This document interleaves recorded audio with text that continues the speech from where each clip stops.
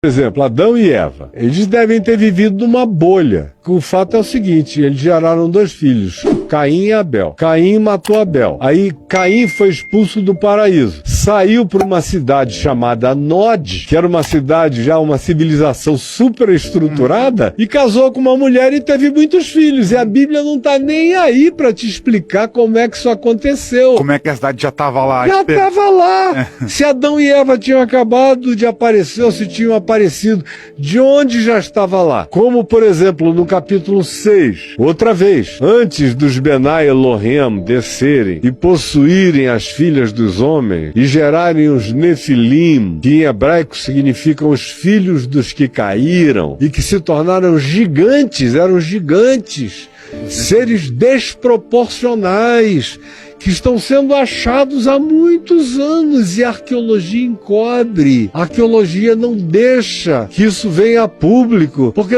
dá um trabalho danado reescrever a história humana inteira. Esse pessoal é preguiçoso, é conservador, é ortodoxo. Eles sentam em cima dos grandes achados arqueológicos, só que chegou uma hora em que não vai ser mais possível. E essa hora chegou. Todos os mitos dos povos contam a mesma história, só que a antropologia do século XX, na presunção positivista, racionalista do século XX e do século XIX, dizem, não, isso é só mito da ignorância desses povos. Eles inventaram, agora, não se comunicaram e inventaram tudo, coisas absolutamente iguais, sem Pangeia, já separados por oceanos intransponíveis, contaram as mesmas histórias, idênticas. E diz lá o texto de Gênesis, ora, naquele tempo havia gigantes na terra. E também depois que os filhos de Deus possuíram as filhas dos homens e com elas geraram os nefilins, que eram os gigantes. O texto de Gênesis diz que eles corromperam toda a criatura que rastejava sobre a face da terra, fizeram todos os experimentos possíveis na terra, no mar, onde quer que eles tenham encontrado criaturas vivas, eles as desconfiguraram. Aí é onde o livro de Enoque, que devia estar na nossa Bíblia, mas não está, foi uma decisão lá do imperador Constantino deixar de fora, mas está na Bíblia dos etíopes.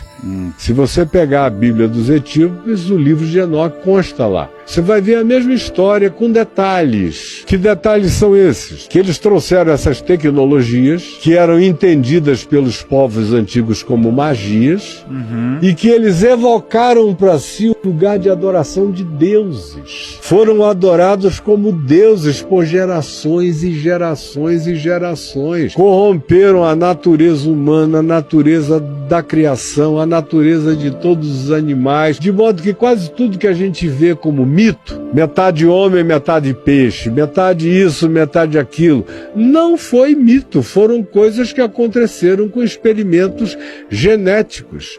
Você vê, por exemplo, Flávio Josefos, que é o grande escritor judeu, que ganhou esse nome depois para criar uma adaptação romana para sobreviver entre os romanos e que reescreveu toda a história judaica do Gênesis para frente, até depois da queda de Jerusalém e mais um pouco. Ele diz aos gregos, ele diz, vocês gregos, todo o panteão de vocês foi verdade, não foram mitos. E ele diz, são os seres descritos em Gênesis, no capítulo 6, da fusão dos Benai Elohim com as filhas dos homens. De modo que o que Freud se apropriou como uma psicologia humana, usando o panteão greco-romano como simbolização, manifestação arquetípica exacerbada da natureza humana exagerada, de fato aconteceu.